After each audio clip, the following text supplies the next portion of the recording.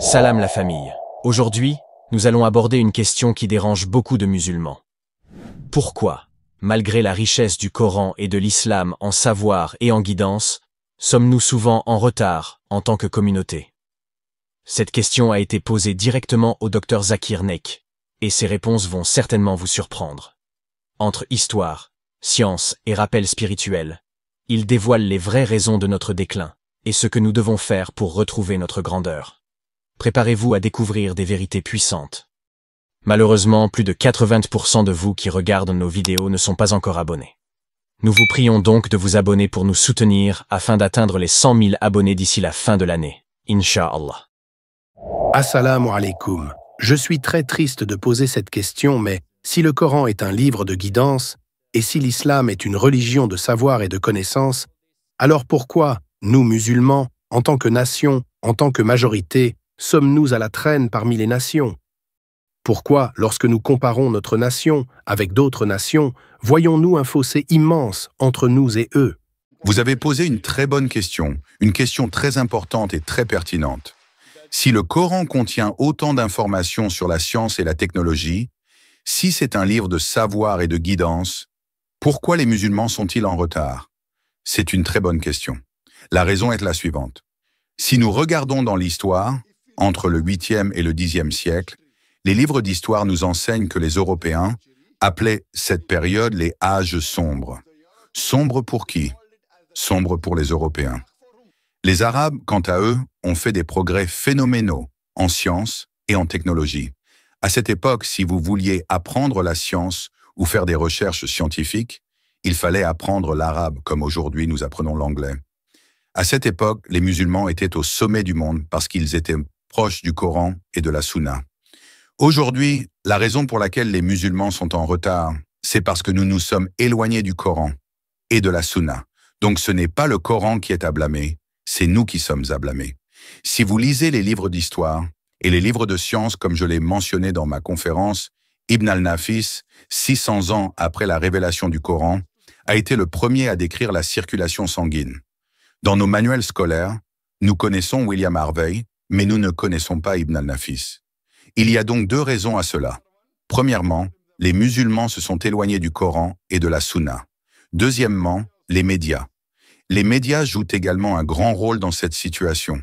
Dans mes manuels scolaires, je n'ai jamais entendu parler d'Ibn al-Nafis. Ce n'est qu'après avoir fait des recherches que je l'ai découvert.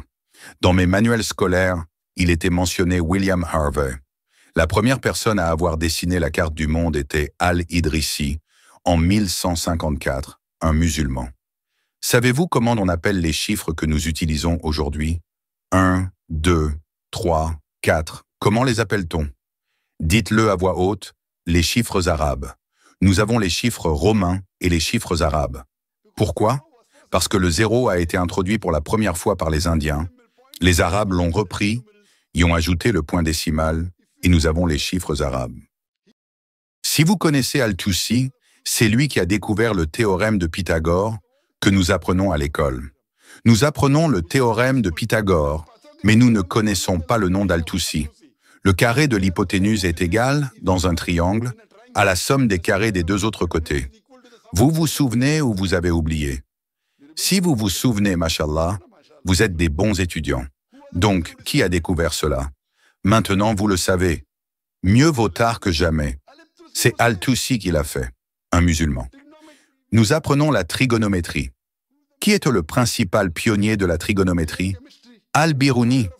Nous apprenons la chimie. Qui est le père de la chimie? Savez-vous? Jabir, oui, Jabir. Ce n'est pas Gabar, c'est Jabir, Jabir ibn Hayyan. Ils veulent changer le nom, le westernisser en Gabar. Ainsi, Gabar semble être occidental, cela sonne occidental, n'est-ce pas? Mais c'est Jabir, Jabir ibn Hayyan en vérité. Il est le père de la chimie, il a écrit plus de 2000 pages. Il a été le premier à distiller de l'alcool. Le mot alcool vient de l'arabe al-ghul. Alcool est un mot arabe. Al-ghul signifie esprit maléfique. C'est lui qui l'a distillé. Combien de personnes connaissent Al-Kindi? À l'époque où Newton, considéré comme le plus grand scientifique de l'histoire, disait que toutes les lois sont absolues, Al-Kindi disait non, toutes les lois ne sont pas absolues, elles sont relatives. Plus tard, Albert Einstein est arrivé. Tout le monde a entendu parler d'Einstein. Combien d'entre nous ont entendu parler d'Al-Kindi? Les deux frères, Muhammad Ahmad et Hassan Shakir, ont calculé la superficie de la Terre en utilisant un angle à la mer Rouge.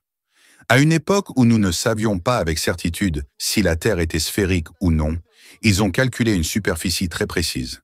Si vous lisez sur Ali ibn Abbas, il a écrit 2000 pages sur la médecine. Vous connaissez Ali ibn Sina? Et Avicenne? Avicenne sonne comme un nom occidental, non? Mais son vrai nom, c'est Ali ibn Sina, l'Aristote de l'Orient. Je pourrais continuer à donner des exemples, mais les musulmans étaient au sommet du monde parce qu'ils étaient proches du Coran et de la Sunna. Aujourd'hui, nous sommes éloignés du Coran et de la Sunna. À cette époque, si vous vouliez progresser en sciences et en technologie, il était obligatoire d'apprendre l'arabe. L'arabe était la langue dominante dans le monde. Aujourd'hui, où en est-elle? Qui est à blâmer? Nous sommes à blâmer. Donc, ma demande à tous les frères et sœurs musulmans est de retourner au Coran. Étudiez le Coran. Le Coran est le livre le plus positif au monde. C'est une proclamation pour l'humanité. C'est une source de miséricorde et de sagesse. C'est un avertissement pour les insouciants. C'est un guide pour ceux qui s'égarent. C'est une assurance pour ceux qui doutent. C'est un réconfort pour ceux qui souffrent et un espoir pour les désespérés. Vous pouvez obtenir tous ces bénéfices uniquement si vous lisez le Coran avec compréhension. Si vous ne connaissez pas l'arabe, lisez la traduction du Coran dans la langue que vous comprenez le mieux. Mettez-le en pratique, Inch'Allah, cela vous guidera toute votre vie. Vous verrez votre vie changer. J'espère que cela répond à la question. L'histoire de l'âge d'or de l'islam est marquée par une quête incessante de savoir et une contribution remarquable au progrès humain dans presque toutes les disciplines. Les musulmans de cette époque ont apporté des innovations et des découvertes qui ont transformé le monde. Ces accomplissements, bien que souvent négligés dans les récits historiques modernes, sont des preuves de la puissance d'un esprit guidé par le Coran et la Sunna, associé à un amour pour la connaissance. Au-delà des exemples mentionnés par le docteur Zakir Naik, d'autres savants musulmans ont laissé une empreinte indélébile dans l'histoire. Prenons par exemple Al-Jazari, un ingénieur et inventeur de génie. Il a conçu des machines automatiques, y compris des systèmes d'irrigation avancés et des pompes à eau qui ont révolutionné l'agriculture. Ses travaux en mécanique ont inspiré des ingénieurs européens, notamment Léonard de Vinci, dont certains croient qu'il s'est basé sur les inventions d'Al-Jazari. En optique, Ibn al-Haytham a réalisé des percées extraordinaires. Ses recherches sur la lumière et la vision ont posé les bases de l'optique moderne. Contrairement à ce que l'on croyait avant lui, il a démontré que la lumière voyage en ligne droite et a expliqué scientifiquement comment l'œil humain perçoit les images. Ses travaux ont influencé de grands penseurs européens comme Roger Bacon et Kepler, bien que son rôle soit rarement reconnu. En pharmacologie, Al-Razi, connu sous le nom de Razis, a rédigé des encyclopédies médicales détaillant des remèdes et des traitements pour diverses maladies. Il a introduit des méthodes expérimentales dans la préparation des médicaments, une pratique qui constitue encore la base de la médecine moderne. Il a également été l'un des premiers à distinguer la variole de la rougeole, une découverte qui a sauvé des millions de vies. Un autre domaine souvent oublié est la sociologie. Ibn Khaldoun, considéré comme le père de la sociologie et de l'historiographie, a introduit des concepts comme la dynamique des civilisations et l'influence des facteurs économiques sur le développement des sociétés. Son chef-d'œuvre, Al-Muqaddimah, est encore étudié aujourd'hui pour sa profondeur et sa pertinence. Les contributions des musulmans ne se limitent pas aux sciences naturelles. En littérature et en linguistique, des savants comme Sibawayh ont standardisé les règles de la grammaire arabe, facilitant ainsi l'unification culturelle à travers un vaste empire. Dans l'art de la cartographie, Al-Muqaddasi a produit des atlas détaillés qui ont permis une navigation plus précise pour les marchands et les explorateurs. En métallurgie, les musulmans ont innové dans la fabrication d'acier, notamment l'acier de Damas, connu pour sa résistance et sa flexibilité. Les croisés européens ont été fascinés par les armes fabriquées avec cet acier, mais n'ont pas pu percer les secrets de sa fabrication. Ce qu'il faut retenir, c'est que l'âge d'or de l'islam n'était pas simplement une période de progrès scientifique, c'était aussi une époque où la foi et la raison se complétaient. Le Coran encourageait l'observation et la réflexion, et les savants musulmans considéraient leurs recherches comme un acte d'adoration. Ils croyaient que chaque découverte les rapprochait d'une compréhension plus profonde des merveilles de la création d'Allah. Malheureusement, à mesure que l'influence musulmane a décliné, beaucoup de ces contributions ont été réappropriées ou effacées des récits historiques occidentaux.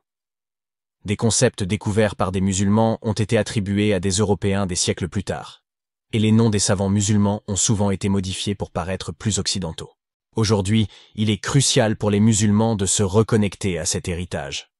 Ce n'est pas seulement une question de fierté historique, mais aussi une source d'inspiration pour retrouver un esprit d'innovation et de leadership. L'histoire montre que lorsque les musulmans étaient proches du Coran et valorisèrent le savoir, ils excellaient dans tous les domaines. Ainsi, pour avancer, il est impératif de renouer avec cet héritage et de s'engager dans une quête moderne de savoir et d'excellence.